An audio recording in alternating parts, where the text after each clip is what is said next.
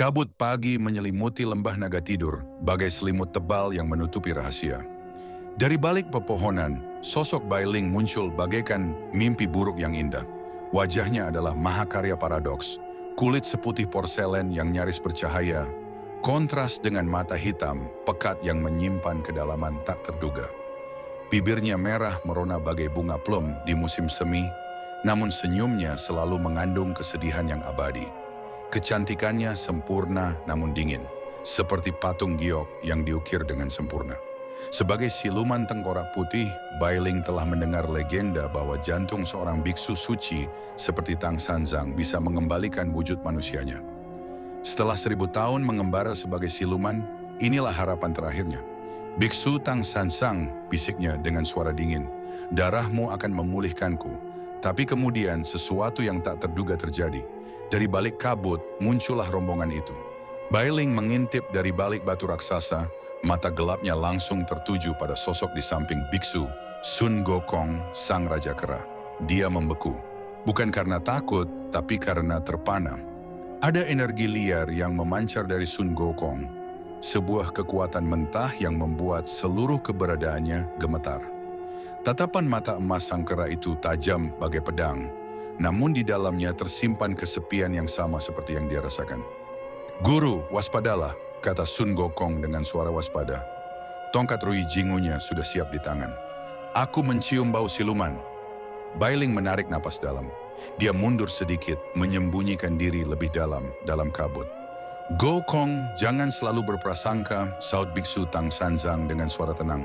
"Biarkan alam berjalan pada tempatnya." Dari belakang, Cupat Kai mendesah. "Kak Gokong, aku lapar.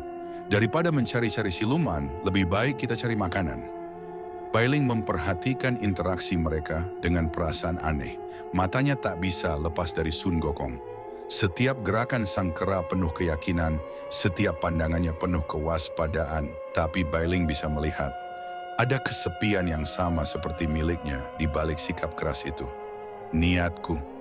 Gumam Bailing ragu-ragu. Tangannya yang tadi siap menerkam kini gemetar. Mengapa sekarang aku ragu?" Saat angin pagi menerbangkan kabut, tatapan mereka tak sengaja bertemu. Mata hitam Bailing bertemu mata emas Sun Gokong. Dunia seakan berhenti. Bailing merasakan getaran aneh, bukan ketakutan, tapi pengakuan.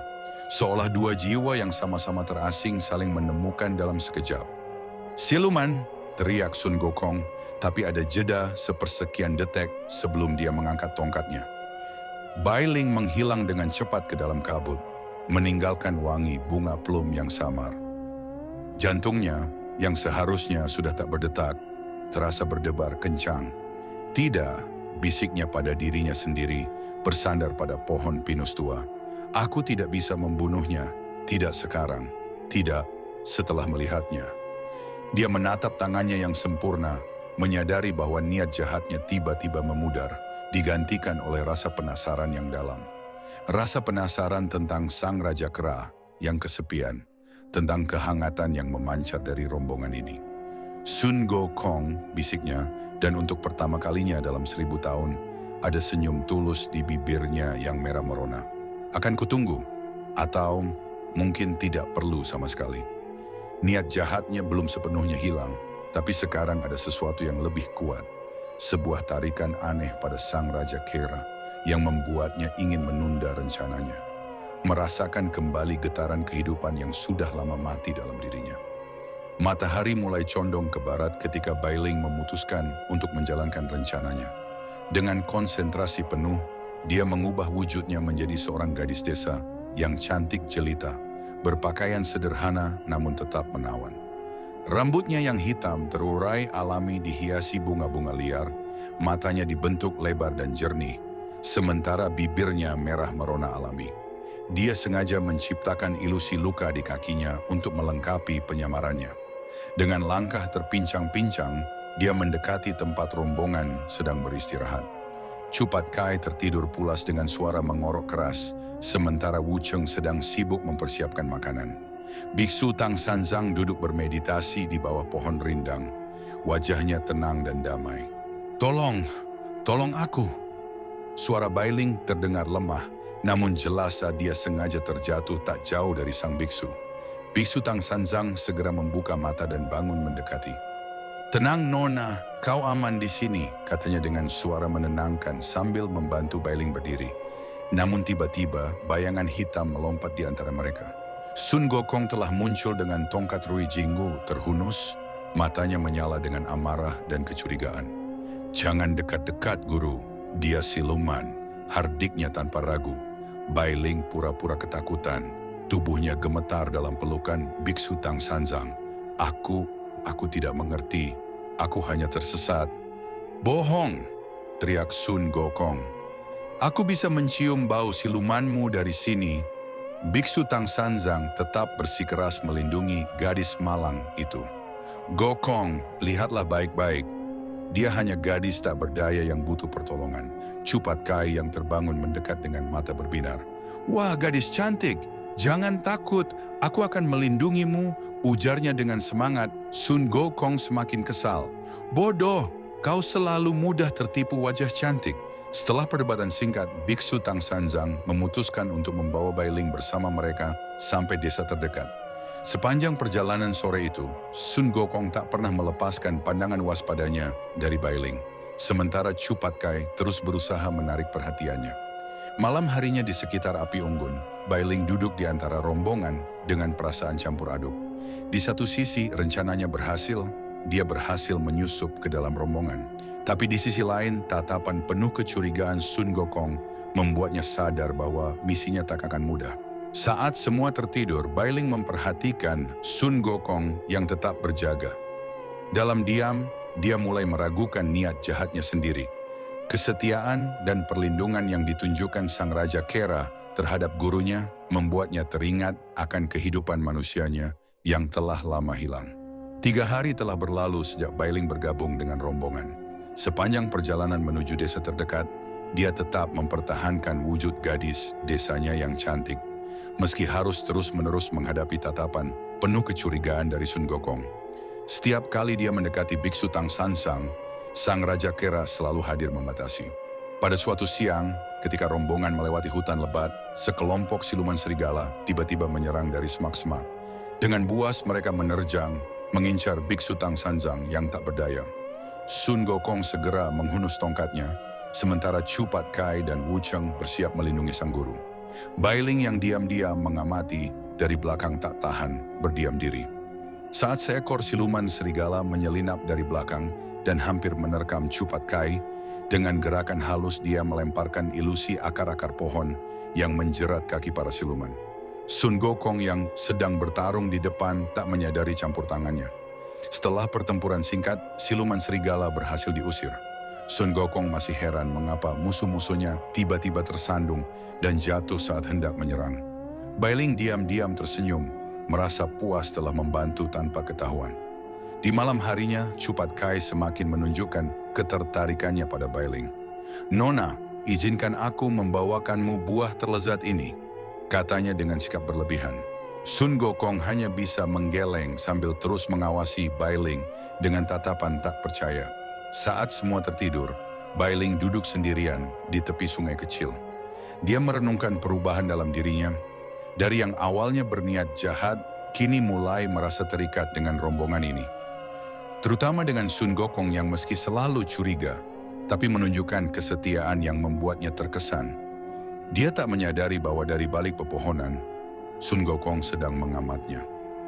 Sang Raja Kera mulai merasa ada sesuatu yang berbeda dari siluman ini, meski tak bisa menjelaskan apa. Keraguan-raguan mulai tumbuh dalam hatinya yang biasanya penuh keyakinan. Langit yang biru tiba-tiba menghitam. Awan gelap bergulung-gulung disertai guntur yang menggelegar memecah kesunyian hutan. Dari sinar keemasan turunlah Erlang Shen dengan wibawa menggentarkan 3 matanya menyapu rombongan. "Sun Gokong, kau biarkan siluman najis mencemari perjalanan suci ini." Hardiknya tombak trisulanya berkilat tajam. Sun Gokong melesat ke depan, menempatkan diri sebagai perisai hidup. "Erlang Shen, kau selalu mencari alasan untuk menyerang." Tongkat Rui Jinggu berputar cepat di tangannya, siap menghadapi tantangan. Kedua murid lainnya segera membentuk formasi perlindungan di sekitar Biksu Tangsanzang. Pertarungan dimulai dengan ledakan energi. Sun Gokong melancarkan serangan kilat membelah bumi. Tongkatnya menghujam dengan kecepatan cahaya. Erlang Shen menangkis dengan tembok angin topan, menciptakan perisai tak terlihat yang menahan serangan. Kedua senjata bertemu memercikkan bunga api ke segala penjuru. Bai Ling bersembunyi di balik pohon besar, jantungnya berdebar kencang. Dia melihat Biksu Tangsanzang terjebak dalam pusaran energi pertarungan.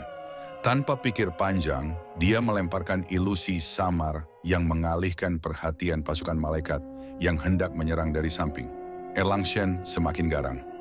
Jurusan Trisula membara, teriaknya, senjatanya menyala dengan api surgawi.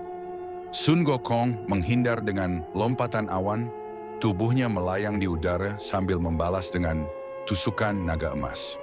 Pertarungan mereka meninggalkan jejak kehancuran di hutan, pohon-pohon tumbang, batu-batu terbelah. Pasukan malaikat mulai mengepung rombongan. Cupat Kai dan Wu Cheng kewalahan menghadapi jumlah yang tidak seimbang. Saat sebuah panah surgawi nyaris menembus bahu Biksu Tangsanzang, Bai Ling kembali bertindak. Dengan ilusi cermin, dia memantulkan serangan itu kembali ke arah penembaknya. Mata ketiga Erlang Shen tiba-tiba tertuju pada Bai Ling. Jadi kau sumber masalahnya, siluman. Trisulanya berbelok arah, mengincar Bai Ling yang terbongkar penyamarannya. Sun Gokong tanpa berpikir, melompat menghalangi, menahan serangan yang seharusnya menghancurkan Bai Ling. Darah mengucur dari lengan Sun Gokong. Lindungi guru, teriaknya pada kedua murid lainnya sambil terus bertarung. Bai Ling terpana melihat sang Raja Kera terluka karena melindunginya, sebuah pengorbanan yang tak pernah dia duga. Erlang Shen memanfaatkan keadaan, melancarkan serangan tiga mata yang memancarkan sinar membutakan. Sun Gokong terjatuh, sementara Bai Ling terlempar beberapa meter akibat gelombang energi. Dalam keadaan terluka, dia masih mencoba membangun ilusi perlindungan di sekitar rombongan. Dengan sisa tenaga, Sun Gokong bangkit dan mengumpulkan energi terakhirnya. Jurus Raja Kera, teriaknya, tubuhnya dikelilingi aura emas berkilauan. Serangan balasannya membuat Erlang Shen terpental, memaksa sang dewa menarik mundur pasukannya. Ketika langit kembali cerah, medan pertempuran hanya menyisakan kehancuran. Sun Gokong berdiri terhuyung, sementara Bai Ling terbaring lemah di antara puing-puing. Untuk pertama kalinya, tatapan curiga Sun Gokong pada Bai Ling mulai luluh, berganti dengan rasa terima kasih yang tak terucapkan. Biksu Tangsanzang mendekati Bai Ling yang terluka. "Terima kasih telah melindungi kami," katanya dengan suara lembut. Bai Ling hanya bisa mengangguk lemah, menyadari bahwa perlindungannya pada rombongan telah mengubah segalanya, baik bagi mereka maupun bagi dirinya sendiri. Malam setelah pertempuran, Sun Gokong duduk sendirian memandangi api unggun. Tangannya mengepal erat. "Dasar siluman, berani-beraninya membuatku jadi lemah," gerutnya dalam hati, mengingat bagaimana Bai Ling menolongnya melawan Erlang Shen. Keesokan harinya, Bai Ling mencoba mendekat untuk membawakan air. "Jangan dekat-dekat," bentak Sun Gokong dengan kasar. Tapi kali ini, setelah memalingkan muka, suaranya terdengar lebih rendah. "Jaga jarak 5 langkah dariku." Cupat Kai yang melihat kesempatan langsung menyambar. "Biar aku saja yang bantu Nona cantik." Sun Gokong segera menahan. "Diam, kau terlalu bodoh untuk tahu dia siluman," hardiknya, meski matanya tak lagi sepenuh kebencian seperti dulu. Saat makan siang, Bai Ling tanpa sengaja duduk agak dekat dengan Sun Gokong. "Pergi," sang Raja Kera membentak, tapi kemudian melemparkan sebutir buah. "Makan di sana, jangan sampai kau pingsan kelaparan dan merepotkan kami." Di tepi sungai, Sun Gokong memergoki Bai Ling sedang membasuh luka kecil di tangannya. Siluman pun pura-pura kesakitan," ejeknya. Tapi ketika Bai Ling pergi, diam-diam ia mengambil daun obat dan meletakkannya di tempat tadi. Malam itu, Sun Gokong berjaga di dekat Bai Ling yang tertidur. "Bodoh sekali kau, siluman. Kenapa harus menolong kami?" gumamnya pelan. Saat selimut Bailing hampir terlepas, dengan gerakan kasar ia menutupkannya kembali. Agar kau tidak masuk angin dan merepotkan, bisiknya pada diri sendiri. Keesokan pagi, Sun Gokong melemparkan seikat ranting kering ke dekat Bailing. Untuk api unggun, jangan bilang ku biarkan kau kedinginan, katanya dengan wajah masam sebelum berjalan pergi. Chu Pat Kai menggerutu. Kakang Gokong, kenapa selalu marah-marah pada Nona? Sun Gokong langsung melotot. Diam, kau tahu apa? Lebih baik kau jaga jarak dari siluman itu. Tapi biksu Tang Sanzang yang memperhatikan hanya tersenyum. Ia tahu, di balik sikap kasar muridnya mulai tumbuh benih-benih penerimaan. Kemarahan Sun Gokong kini lebih terlihat seperti upaya untuk menyembunyikan kebingungannya sendiri. Saat mereka melanjutkan perjalanan, Sun Gokong masih terus menggerutu. Jangan lambat-lambat, jangan lihat-lihat pemandangan. Jangan, dia berhenti sebentar. Jangan sampai tersesat, tambahnya dengan suara lebih rendah. Sebelum berjalan mendahului dengan langkah cepat. Langit senja berwarna seperti darah kering. Di atas tebing batu yang terjal, Sun Gokong berdiri memandangi barisan awan yang bergerak perlahan ke arah barat. Tongkat emas di punggungnya bergetar pelan, seolah menunggu perintah. Di belakangnya, Bailing berjalan dengan langkah ringan. Angin sore menyingkap sedikit wajahnya yang pucat, matanya redup tapi tajam. Seperti menyimpan banyak hal yang tidak semestinya diketahui manusia. Langit barat masih jauh, ucapnya pelan. Gokong tak menoleh. Aku tahu. Lalu kenapa berhenti? Kera itu mengangkat pandangan ke langit. Aku mendengar sesuatu. Dari kejauhan suara guntur terdengar menggulung, tapi tak ada awan hujan. Hanya desir angin dan bisikan samar seperti tawa. Bailing menegakkan tubuhnya, matanya berubah sedikit bersinar keunguan. Bukan petir, katanya dingin. Itu suara roh. Gokong menoleh cepat. Kau juga dengar? Ya, mereka memanggil nama seseorang. Bailing menatap tajam ke jurang di bawah. Nama yang sudah lama dilarang disebut. Tiba-tiba bumi bergetar. Dari balik kabut tebal, muncul sosok besar, seekor kera hitam berotot, dengan mata merah menyala. Suaranya berat dan serak. Sun Gokong, katanya, setiap suku kata seperti pukulan palu. Saudara lama, sudah waktunya kau bayar semua kesalahanmu.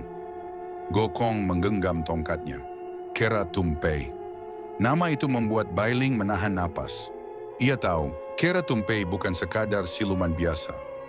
Ia dulu satu darah dengan Gokong, namun dibuang karena haus kekuasaan dan memakan roh manusia. Angin berhenti, hening menggantung di antara mereka.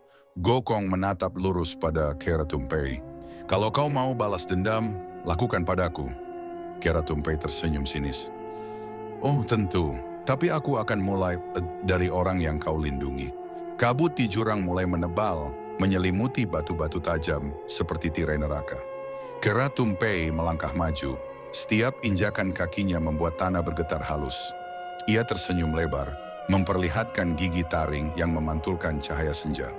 Sudah lama sekali, Sun Gokong, katanya dengan nada santai, seolah menyapa kawan lama. Kau masih saja membawa tongkat itu kemana-mana. Tak bosankah bermain sebagai penjaga biksu tua? Gokong menatap tajam. Aku tak butuh pengakuanmu. Kera Tumpei tertawa keras. Hahaha, sama seperti dulu. Sok suci, sok pahlawan. Padahal kita lahir dari batu yang sama. Hanya nasib yang membedakan. Ia mengangkat tangannya, bulu hitamnya berkilau di sapu angin. Kau dipuja sebagai Raja Kera. Aku dibuang ke jurang ini. Dunia ini memang lucu, ya? Tang Sanzang menunduk diam. Jemarinya menggenggam tasbih. Pat Kai dan Wu Jing menatap satu sama lain, lalu melangkah maju. Aku takkan biarkan kau mengganggu guru, seru Pat Kai, menghunus garpu besinya. Wu Jing mengikutinya, senjata sabitnya berputar di udara. Kera Tumpei tersenyum santai. Ah, dua pelayan kecil. Baiklah, mari kita bersenang-senang, gerakannya nyaris tak terlihat. Sekejap kemudian Pat Kai terpental menabrak batu besar.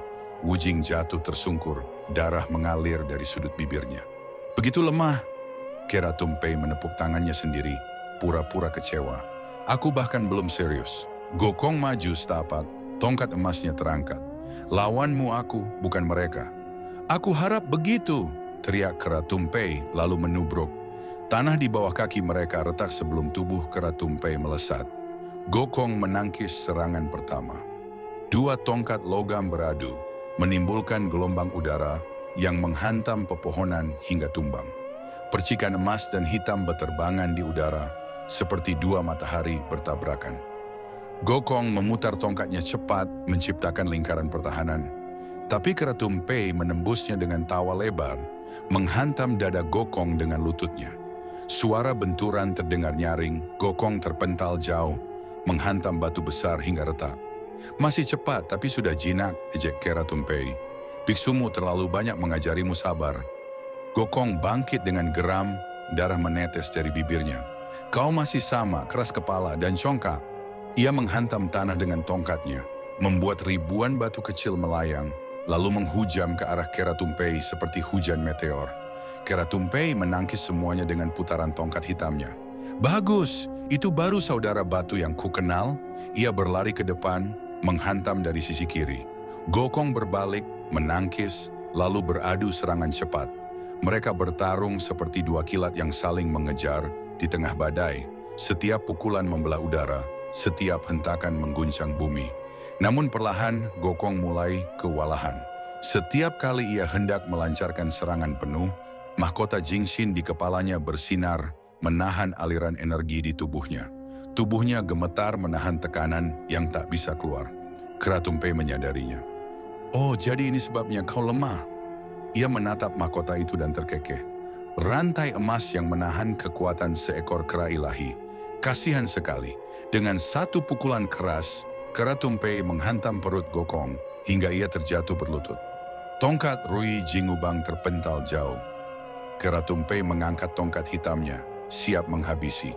Tapi seberkas cahaya lembayung melintas di udara, menangkis serangan itu. Bailing berdiri di depan Gokong, matanya berkilat. Cukup, teriaknya. Kalau kau ingin bertarung, lawan aku dulu. Keratum Pei menoleh, tertawa keras. Siluman tengkorak putih, kau pikir bisa menghentikan aku? Aku tak perlu menghentikanmu, jawab Bailing, membuka kipas gioknya. Cukup membuatmu melangkah mundur. Ia mengibaskan kipasnya, menciptakan badai cahaya lembayung yang menghantam Keratum Pei dari segala arah. Keratum Pei sempat terdorong, tapi dengan satu gerakan tangan, ia membelah badai itu menjadi dua. Energi Bailing terpental, tubuhnya terbanting ke tanah. Gokong mencoba bangkit, tapi lututnya goyah. Keratum Pei menatap Bailing yang berdarah.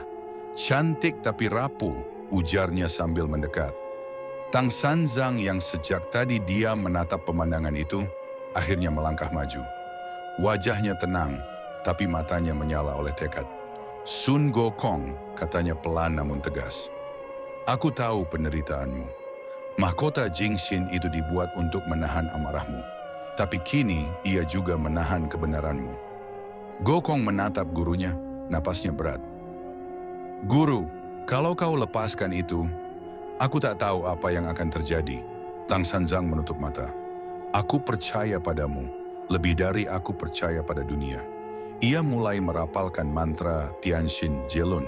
Suaranya lirih namun menggetarkan udara. Mantra itu mengalir seperti cahaya keemasan yang melingkari mahkota Jingxin di dahi Gokong. Keratum Pei menatap dengan sinis. Mantra? Kau pikir aku akan membiarkanmu? Ia bersiap menerjang. Bailing yang terluka berat tiba-tiba bangkit. Kau tak akan menyentuhnya.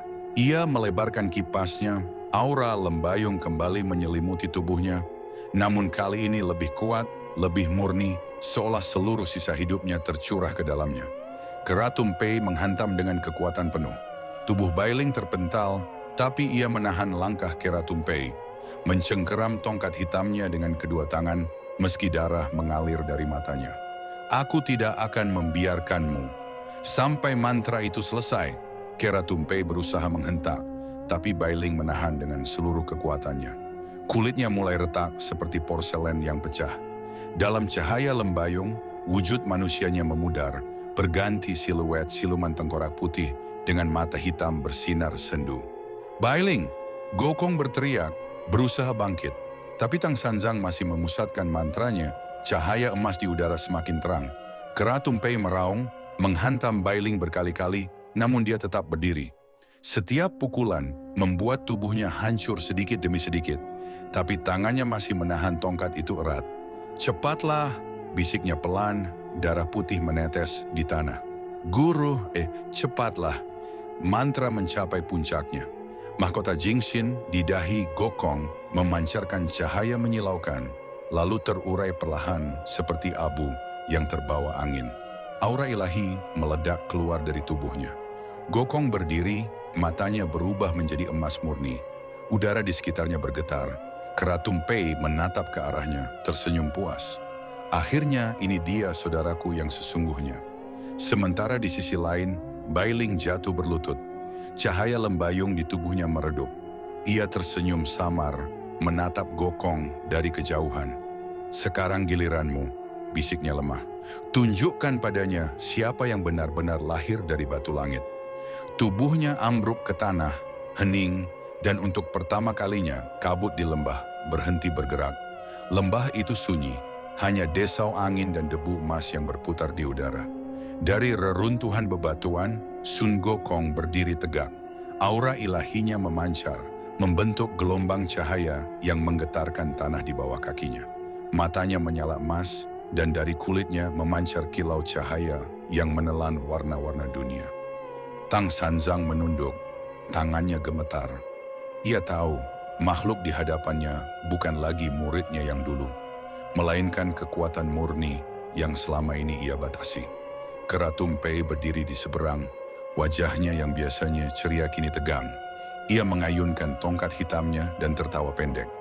"Begitu rupanya, inilah wajahmu tanpa rantai suci itu, Sun Gokong." Suara Gokong dalam dan bergaung, seperti bergema dari langit. "Kau ingin melihat kekuatan batu langit? Sekarang lihatlah ia menghilang dalam sekejap. Hanya cahaya emas yang tersisa." Detik berikutnya, Keratum Pei terhuyung. Gokong sudah di belakangnya, menghantam punggungnya dengan tongkat Rui Jingu yang kini bersinar membara. Ledakan suara mengguncang lembah. Batu-batu beterbangan. Tubuh Keratum Pei terlempar, menghancurkan 3 tebing sebelum mendarat keras. Namun ia belum kalah. Dengan tawa menggema, Keratum Pei berdiri lagi. "Haha, itu baru saudara batu yang kukenal." Lagi, ia berlari secepat kilat menghantam balik. 2 tongkat logam itu beradu ratusan kali.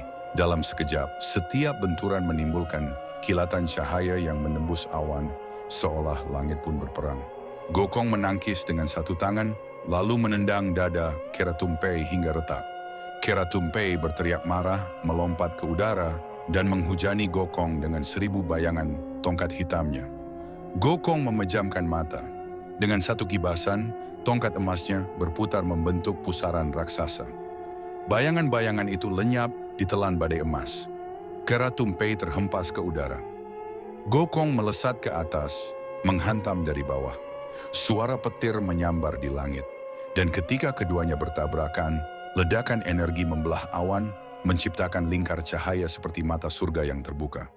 Tang Sanzang, Pat Kai, dan Wu Jing hanya bisa berlindung di balik batu besar. Tubuh mereka bergetar, bahkan napas pun terasa berat. "Ini bukan lagi pertempuran makhluk fana," bisik Wu Jing lirih. Keratum Pei jatuh ke tanah, tubuhnya berdarah. Napasnya tersengal, tapi matanya masih menyala dengan semangat yang sama. "Hebat sekali, Gokong," katanya serak. "Tapi kau tahu, kita ini sama. Tak peduli seberapa tinggi kau naik, dunia tetap akan melihatmu sebagai siluman." Gokong menatapnya tanpa emosi. "Bedanya, aku masih punya jiwa." Ia mengangkat tongkatnya tinggi dan menghantam ke tanah. Gelombang cahaya emas membanjiri lembah. Keratum Pei berteriak keras, tubuhnya hancur perlahan menjadi debu batu yang terbawa angin. Dalam satu serangan terakhir itu, batu langit menelan kembali salah satu ciptaannya. Namun badai kekuatan itu tidak berhenti. Langit bergetar, gunung di sekitar lembah mulai retak. Aura ilahi Gokong melebar ke segala arah, liar, tanpa kendali. Ia berdiri di pusatnya, matanya bersinar tak wajar, seperti dewa perang yang lupa asalnya. Tang Sanzang mencoba mendekat. "Gokong, tenangkan dirimu, kau sudah menang." Namun Gokong tidak menjawab. Ia menatap sekeliling dengan mata emasnya, merasakan hawa yang masih tersisa di udara. Satu hawa siluman yang masih hidup, Bailing. Ia terbaring tak jauh dari sana, tubuhnya yang sudah retak diselimuti cahaya lembayung samar. Nafasnya nyaris tak terdengar, namun aura silumannya masih kuat, berdenyut lemah lembut. Gokong menatapnya tajam dan dalam pikirannya hanya ada satu hal, hancurkan semua siluman. Bersihkan dunia. Tang Sanzang berteriak, Gokong! Itu Bailing, dia menyelamatkanmu. Tapi amarah dan kekuatan di dalam diri Gokong sudah menguasai segalanya. Ia melangkah maju, memutar tongkatnya, dan mengarahkannya ke Bailing yang sekarat. Bailing membuka matanya perlahan, memandang Gokong dengan lembut, tanpa rasa takut, tanpa penyesalan. Jadi, begini akhirnya, katanya lirih. Aku tahu, suatu hari kau tak akan bisa membedakan antara musuh dan aku. Gokong berteriak, aura emas di tubuhnya membesar. Ia menghantam tongkatnya ke tanah, memusatkan kekuatan ilahinya ke satu titik ke arah Bailing. Cahaya emas meledak, membentuk pusaran energi raksasa yang menelan tubuh Bailing sepenuhnya. Tang Sanzang menjerit, Gokong, berhenti! Namun terlambat. Ledakan itu mereda perlahan, dan di tempat Bailing berbaring hanya tersisa serpihan-serpihan putih yang berkilau lembut, melayang ke langit seperti kelopak bunga. Dari antara serpihan itu, terdengar bisikan lembut yang nyaris hilang tertiup angin. Gokong, aku senang bisa melihatmu bebas, meski hanya sebentar. Gokong terdiam. Aura emas di tubuhnya mulai meredup, tapi matanya masih menyala oleh sisa kemarahan dan kekosongan. Ia menatap tangannya sendiri, tangan yang baru saja menghancurkan makhluk yang melindunginya. Di tanah, serpihan lembayung dari tubuh Bailing masih berputar perlahan, seperti menolak pergi. Tang Sanzang mendekat dengan langkah gemetar. Ia menatap muridnya yang berdiri di tengah kawah kehancuran, aura ilahi masih memancar liar di sekelilingnya. Gokong! Suaranya bergetar, nyaris tak terdengar. Kau sudah terlalu jauh terseret kekuatanmu sendiri. Gokong menatap gurunya, matanya kosong. Aku membunuhnya. Bisiknya pelan, seolah baru sadar. Aku tak bermaksud. Guru, aku... Tang Sanzang menatapnya lama, sedih tapi tegas. Ia meraih sesuatu dari dalam jubahnya. Mahkota Jingxin yang baru, berkilau dalam cahaya sore yang memudar. Dulu aku memberimu ini agar kau belajar menahan amarah, katanya lirih. Sekarang biarlah ia menjadi pengingat dari apa yang telah hilang. Sebelum Gokong sempat bereaksi, Tang Sanzang melangkah maju, memasangkan mahkota Jingxin itu di dahinya. Seketika cahaya emas menyala, dan suara mantra Tianxin Jelun kembali menggetarkan udara. Gokong menjerit, lututnya jatuh menghantam tanah. Aura ilahinya bergolak, lalu perlahan menghilang, tersedot ke dalam mahkota yang kini berputar cahaya suci di sekelilingnya. Tang Sanzang menutup mata, terus membaca mantra hingga udara menjadi tenang kembali. Saat cahaya menghilang, yang tersisa hanyalah sosok kerabatu yang berlutut di tanah, tubuhnya gemetar, matanya redup tanpa cahaya emas lagi. Tang Sanzang menatap muridnya lama, lalu berbisik dengan suara yang nyaris patah. Maafkan aku, Gokong, tapi dunia belum siap untuk kekuatanmu. Gokong tak menjawab, ia hanya menatap ke tanah di mana debu lembayung Bailing perlahan hilang tersapu angin. Di kejauhan, gong senja berdentang dari kuil yang tak terlihat, menandai berakhirnya hari dan juga berakhirnya satu jiwa yang mencintai dalam diam. Langit kembali pucat.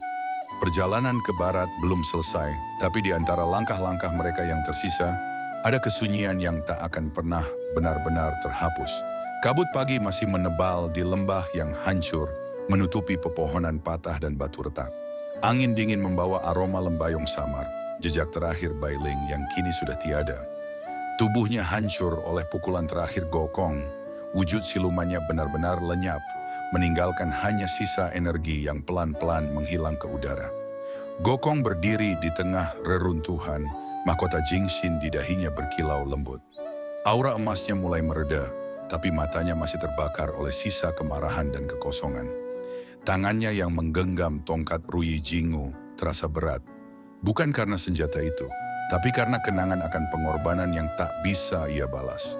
Tang Sanzang melangkah mendekat, Wajahnya muram namun tegar. Gokong, kau telah melewati batas kekuatanmu, suaranya lirih.